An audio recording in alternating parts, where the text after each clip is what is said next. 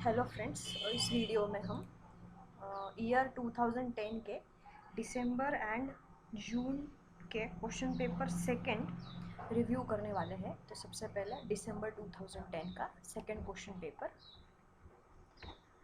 उग्र मानवतावादी चरण के दौरान एम.एन. रॉय ने किसकी वकालत की है? दल विहीन व्यवस्था की। अम्बेडकर ने अपनी पुस्तक दी अनटचेबल में अछूत के उद्भव के लिए निम्नांकित में से कौन सा सिद्धांत प्रस्तुत किया है? अछूत का बौद्ध धर्मी उद्भव। सेंट ऑगस्टाइन की द सिटी ऑफ गॉड को निम्नांकित पर प्रथम पुस्तक समझा जाता है, वो है ईसाई धर्म का दर्शन। अतिकल्पना के आविष्कार के रूप में प्राकृतिक अधिकारों को किसने दोषी पाया? बेंथम ने दोषी पाया। पूंजीवादी व्यवस्था के अंदर एक व्यक्ति की स्वतंत्रता को बचाने के लिए छूट-पूट समायोजनों के सुझाव किस सिद्धांत ने दिए? उदारवादी व्यक्ति सिद्धांत ने दिया। इस बात पर किसने जोर दिया कि सरकार का प्रकार आर्थिक एवं एक भौगोलिक कारकों पर निर्भर करता है? जीन बोर्डिंग ने कहा। अहिंसा के साथ सत्याग्रह को मिला देने से आप विश्व को अपने कदमों पर लाएंगे, ऐसा महात्मा गांधी जी ने कहा। द्वंद्वात्मक पद्धति सर्वप्रथम हेगल ने प्रतिपादित की थी। इसमें दोनों स्टेटमेंट सही है और व्याख्या भी सही है। राज्य न तो प्रभु के हाथ का कार्य है, न ही सर्वोच्च भौतिक शक्तियों का परिणाम है, न ही संकल्प या रूढ़ि की उत्पत्ति है, न ही परिवार का मात्र विस्तार है। राज्य प्राकृतिक विकास की संस्था है। ये दोनों सही है और व्याख्या भी सही है। ये भी सही है और व्याख्या भी सही है। मानव चेतना स्वतंत्रता की चाह करती है। स्वतंत्रता अधिकारों की मांग करती है और अधिकार राज्य की मांग करते हैं। राज्य का संविधान अधिकारों की अत्यधिक सुरक्षित गारंटी है। राजनीतिक व्यवस्था की क्षमताओं की अवधारणा लुसियन पाए ने दी है। विश्व व्यवस्था सिद्धांत इमैनुअल वॉलरस्टाइन ने दी है। दबाव समूहों की भूमिका किसके कल्याण तक सीमित है? सिर्फ उसके अपने सदस्य तक सीमित है। Political order in changing societies की कृति की ऑथर है हंटिंगटन। सैमुअल पी हंटिंगटन की बुक है fault lines of civilisation. John Rawls की है theory of justice. Samir Amin की है डिपेंडेंसी और चिलकोटे की है पॉलिटिकल इकोनॉमी। पैरेटो का है अभिजनों का संचारण। कार्ल डायश का है राजनीतिक संप्रेषण। मैक्स वेबर का है नौकरशाही और एब्टर का है आधुनिकीकरण की राजनीति। इन्हें सही क्रम में लगाना है। तो सबसे पहले यूनाइटेड किंगडम में गौरवमय क्रांति हुई, फिर यूएसए में नागरिक अधिकार आंदोलन, फिर भारत का प्रथम आम चुनाव हुआ और फिर स्वतंत्र देशों का राष्ट्रमंडल गठित हुआ। इसमें भी पूर्ववर्ती प्रधानमंत्रियों का क्रम लगाना है यूके के। तो सबसे पहले आए डिज़रेली, फिर विंस्टन चर्चिल आए, फिर श्रीमती मार्गरेट थैचर आए, फिर टोनी ब्लेयर आए। इसमें व्याख्या और दोनों स्टेटमेंट सही हैं। संसद के आनुवंशिक द्वितीय सदन की मौजूदगी समानता के सिद्धांत के विरुद्ध है, कारण समानता का अर्थ विशिष्ट विशेषाधिकारों की अनुपस्थिति है। भारत की साम्यवादी पार्टी की स्थापना 1964 में हुई है। एनिहिलेशन ऑफ कास्ट, ये doctor B are Ambedkar ji की रचना है। भारतीय संविधान के किस अनुच्छेद के अंतर्गत निर्वाचन आयोग स्थापित करने का प्रावधान है? Article 324। The Indian constitution cornerstone of a nation के ऑथर है ग्रैनविल ऑस्टिन। इसमें सिर्फ व्याख्या सही नहीं है, स्टेटमेंट सही है कि राज्य का राज्यपाल मुख्यमंत्री द्वारा पदच्युत नहीं किया जा सकता, तर्क राज्यपाल का निर्वाचन नहीं होता है। इसमें भी व्याख्या सही नहीं है, स्टेटमेंट्स दोनों सही है। भारतीय संविधान का अनुच्छेद 352 आपातकालीन स्थिति की घोषणा से संबंधित है। आपातकालीन की स्थिति किसी भी समय उत्पन्न हो सकती है। सईद अहमद खान, अलीगढ़ आंदोलन, जेपी नारायण, संपूर्ण क्रांति, बाल गंगाधर तिलक, केसरी और गांधी यंग इंडिया।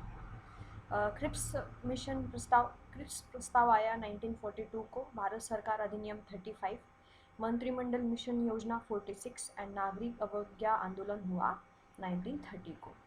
सही क्रम में लगाना है। सबसे पहले आया इंडियन नेशनल कांग्रेस की रचना, फिर आया साइमन कमीशन, फिर आया राउंड टेबल कॉन्फ्रेंस और फिर भारत छोड़ो आंदोलन। फिर से सही क्रम में लगाना है। सबसे पहले है शंकरी प्रसाद बनाम भारतीय संघ, फिर भारत मंत्री के रूप में लाल बहादुर शास्त्री आए, फिर बांग्लादेश का निर्माण हुआ, फिर मंडल आयोग का गठन हुआ। Administration in developing countries, theory of prismatic society निम्नलिखित में से किसने लिखी है? रिक्स ने लिखी है। एक्स और वाई के सिद्धांत किसके द्वारा प्रतिपादित है? MC ग्रेगर के द्वारा। नूतन लोक प्रशासन की अवधारणा किसके साथ संबंधित है? मिन्नोब्रुक सम्मेलन से। ग्रेपवाइन का संबंध है अनौपचारिक संप्रेषण से। व्हीटले काउंसिल्स का सर्वप्रथम उद्भव USA में हुआ। इसमें सबसे सही सुमेलित नहीं है, वो सेकंड वाला है। सबसे पहला है H. साइमन, एडमिनिस्ट्रेटिव बिहेवियर, फिर Dwight Waldo, ideas and issues in public administration, Rensis Likert, the human organisation. लेखानुदान का अर्थ है यदि 1 अप्रैल से पहले बजट पारित नहीं हुआ तो व्यय करने के लिए संसद द्वारा किसी भी अनुदान की अग्रिम स्वीकृति। इसमें क्रम में लगाना है सही। तो सबसे पहले है मैक्स वेबर का नौकरशाही सिद्धांत, फिर मानवीय संबंधों जो कि मेयो ने प्रतिपादित किया है वो आएगा, फिर निर्णयन सिद्धांत और फिर नूतन लोक प्रबंधन। FW टेलर का है वैज्ञानिक प्रबंधन, साइमन का है निर्णयन, एल्टन मेयो का है हावथोर्न परीक्षण और फिर FW रिक्स का है पारिस्थितिकीय उपागम। इसमें व्याख्या सही है और तर्क भी सही है। प्रशासनिक सिद्धांत में हर्बर्ट साइमन ने प्रत्यक्षवादी उपागम का अनुपालन किया है। यह इस मान्यता पर आधारित है कि मूल्यों की अपेक्षा तथ्यों को ध्यान में लेने से प्रशासन को विज्ञान बनाया जा सकता है। पंचशील को भारत और चीन के बीच संबंध के मामले में मार्गदर्शी सिद्धांत बन गया। उस पर किस वर्ष हस्ताक्षर हुए थे? 1954 में। G8 के सदस्य नहीं है, चीन नहीं है, इटली, फ्रांस और जापान है। अंतर्राष्ट्रीय न्यायालय की निर्णय बंधनकारी शक्ति है उन सब देशों के लिए जो अंतर्राष्ट्रीय संबंध की संविधि के भाग है। कौन सा यथार्थवादी संप्रदाय के साथ संबंधित नहीं है? हेक्सले नहीं है। वेबर, कार और मार्गेंथोन यथार्थवादी है। इसमें व्याख्या सही नहीं है कि सामूहिक सुरक्षा शेल तल रॉक बॉटम सिद्धांत पर निर्भर करती है कि किसी एक देश पर आक्रमण तमाम देशों पर आक्रमण समझा जाएगा। तर्क युद्धों का होना संभावित रहता है और कि उन्हें रोकने की जरूरत होती है। इसमें व्याख्या सही नहीं है। ये दोनों स्टेटमेंट सही है और व्याख्या भी सही है। यथार्थवादी के लिए सर्वकुंजी राष्ट्रीय हित की अवधारणा है जिसकी व्याख्या राष्ट्रीय शक्ति के संबंध में की गई है। खेप्लान का है व्यवस्था उपागम, डायश का है संप्रेषण उपागम, रिचर्ड सी सिंडर, HW ग्रुप और बर्टन से पाइन का है निर्णयन उपागम और मार्गंथो का है यथार्थवादी उपागम।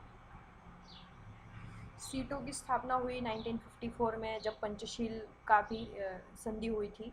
सार्क है 85 का, नाटो है 49 और वार्सा पैक्ट है 55 का। सही क्रम लगाना है तो जैसा कि प्रिंटेड है वही सही क्रम है। चीन द्वारा भारत पर आक्रमण हुआ, फिर बांग्लादेश स्वतंत्रता युद्ध हुआ, फिर राजीव जयवर्धन समझौता और फिर कारगिल युद्ध। यहाँ भी क्रम लगाना है सही। तो इसी में वही क्रम है जो दिख रहा है, first, second, third, fourth. PTBT पहले संधि हुई, फिर पोखरण विस्फोट हुआ, फिर NPT की संधि हुई, फिर CTBT की संधि हुई। इसी वीडियो में हम जून 2010 का भी सेकेंड क्वेश्चन पेपर रिव्यू कर लेते हैं। राज्य का कौन सा सिद्धांत शक्ति पर्व में प्रतिपादित किया गया था? सामाजिक समझौता एवं दिव्य अधिकार सिद्धांत दोनों। गांधी के अनुसार लक्ष्य और साधन अंतर संबंधित है। सार्वजनिक कल्याण विधायक का ध्येय होना चाहिए। यह किसने कहा है? बेंथम ने कहा है। किसने कहा व्यक्ति प्रकृति के अनुसार एक समान है, समाज में उन्हें संपत्ति की संस्था के माध्यम से असमान बना दिया गया है, ये रूसो का कहना है। सामान्य से विशेष तक कार्यवाही की पद्धति क्या है? निगमनात्मक पद्धति। जनरल टू स्पेसिफिक मतलब निगमनात्मक पद्धति। किसने कहा कि विश्व प्रत्येक अवस्था में उत्पाद और भविष्यवाणी दोनों है? मार्क्स ने कहा है। नैसर्गिक अधिकारों के सिद्धांत की एक आलोचना यह है कि मानवता है कि समाज से पूर्व अधिकार मौजूद थे। संपत्ति का पात्रता हकदारी सिद्धांत किसने बताया है? नोजिक ने, रॉबर्ट नोजिक ने। राज्य एक आवश्यक बुराई है, यह कथन राज्य का व्यक्तिवादी सिद्धांत संकेत करता है।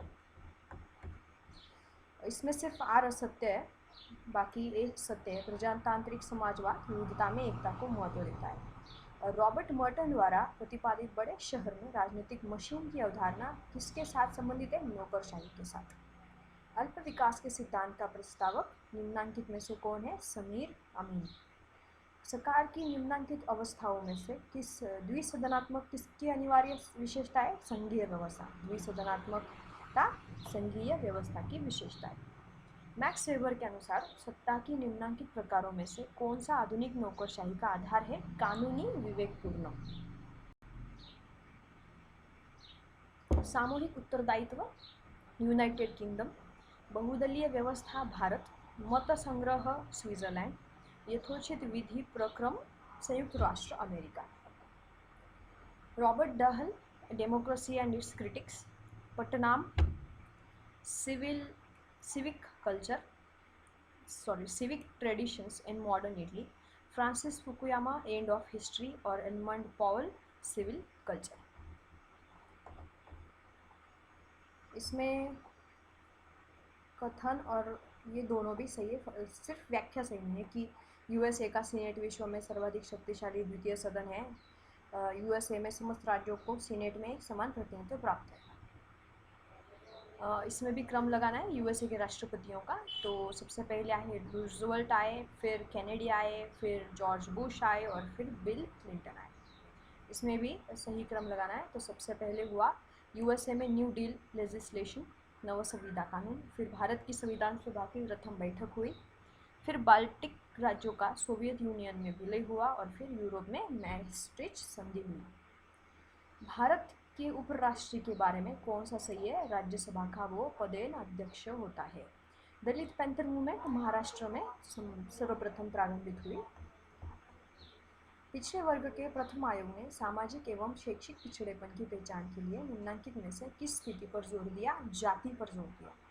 2004 में जब यूपीए सरकार का गठन केंद्र में हुआ तो सीपीआईएम गठबंधन का हिस्सा नहीं था, परंतु बाहर से सरकार का समर्थन कर रहा था।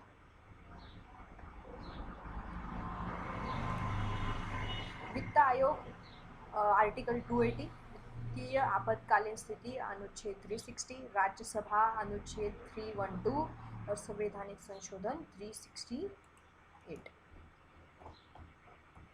मोर्लेमेंटो सुधार कायदा कब आया है? 1909 में। मॉनफोर्ड सुधार आयोग कब आया? 1919 में। स्वदेशी बहिष्कार हुआ 1905 में और गृह शासन आंदोलन हुआ 1916 में। उसमें भी सही क्रम लगाना है। सबसे पहले गोपालन बनाम मद्रास राज्य का मामला आया, फिर केशवानंद भारती बनाम केरल राज्य का मामला, फिर आंतरिक आपातकालीन स्थिति की घोषणा और आखिरी में 42वां संविधान संशोधन अधिनियम आया। इसमें भी सही क्रम लगाना है भारत के प्रधानमंत्रियों का।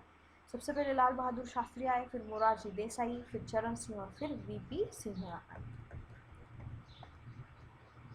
मौलिक अधिकार लोगों के लिए संविधान में प्रतिष्ठापित है। मौलिक अधिकारों का उल्लंघन होने पर लोग न्यायालय में अपील कर सकते हैं। ये दोनों सही है और व्याख्या भी सही है।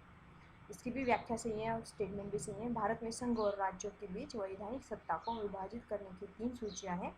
भारत में संघीय व्यवस्था है, ये भी सही है। विकास प्रशासन को लक्ष्य उन्मुख और परिवर्तन उन्मुख के रूप में किसके द्वारा परिभाषित किया गया है? एडवर्ड विडनर के द्वारा। लोक प्रशासन में लाइन एवं स्टाफ एजेंसियों की अवधारणा किससे उभर कर आई है? सैनिक प्रशासन से। F.W. टेलर की वैज्ञानिक प्रबंधन की अवधारणा की आलोचना मानव संबंध सिद्धांत के द्वारा की गई है। भारत में योजना आयोग किस वर्ष स्थापित हुआ? 1950 में। भारत में नागरिक सेवा की भर्ती मैकॉले के सिफारिशों पर हुई है। विभिन्न विभागों के बीच आने जाने वाली संसूचना क्या है? पार्श्वीय संप्रेषण। भारत में आकस्मिकता निधि किसके अधिकार में रखी गई है? राष्ट्रपति के। सही क्रम लगाना है। तो सबसे पहले आया क्लासिकल सिद्धांत, फिर मानवीय संबंध सिद्धांत, फिर निर्णयन सिद्धांत और फिर सार्वजनिक विकल्प सिद्धांत। करिश्माई सत्ता वेबर के द्वारा है, प्रशासनिक व्यवहार साइमन, विकास प्रशासन विडनर और प्रेग्मेटिक सोसाइटी ब्रिग्स। इसमें व्याख्या भी सही है और स्टेटमेंट भी सही है। लोकपाल की संस्था सरकार के सर्वोत्तम प्रयत्नों के बावजूद आज तक भी स्थापित नहीं हुई है। भारत की संसद में राजनीतिक दल सर्वसम्मति नहीं बना पाए हैं।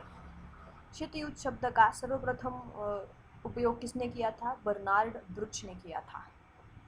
यूएनओ की महासभा ने मानव अधिकारों की घोषणा 10 दिसंबर 1948 को की थी।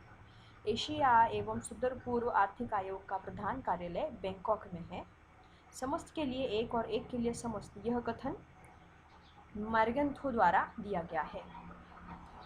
फिर से सही क्रम लगाना है। तो सबसे पहले याल्टा सम्मेलन हुआ, फिर ब्रेटन वुड्स हुआ, फिर कालाब्लांस और फिर अटलांटिक चार्टर। सही क्रम लगाना है। तो सबसे पहले शक्ति संतुलन है, मार्टिन किपलान के मॉडलों के बारे में है ये शक्ति संतुलन। फिर शिथिल द्विध्रुवी व्यवस्था, फिर सुदृढ़ द्विध्रुवी व्यवस्था और फिर सार्वभौमिक अंतर्राष्ट्रीय व्यवस्था।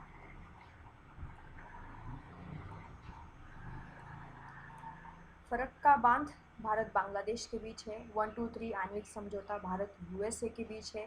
श्रीमाओ शास्त्री समझौता भारत श्रीलंका के बीच है। और शक्ति एवं मैत्री संधि 1950 भारत नेपाल के बीच है।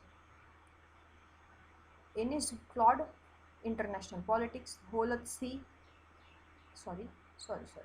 Inis Claude power and international relation होलत सी international politics Burnett international organisation principle and issues और Rosenau contending tending approach to international politics. इसमें व्याख्या भी सही है और स्टेटमेंट भी सही है। यथार्थवादी के लिए राष्ट्रीय हित को प्रोन्नत करने के वास्ते सत्ता की बेरहम तलाश नैसर्गिक नियम में स्थित है।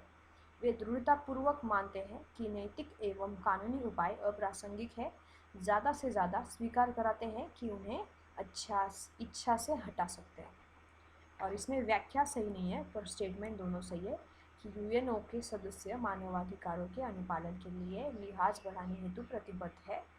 तर्क मानवाधिकार अहस्तांतरीय, नैसर्गिक, स्वतंत्र और अविभाज्य है। वे मानवीय प्रतिष्ठा प्राप्त करने के माध्यम है। Thank you.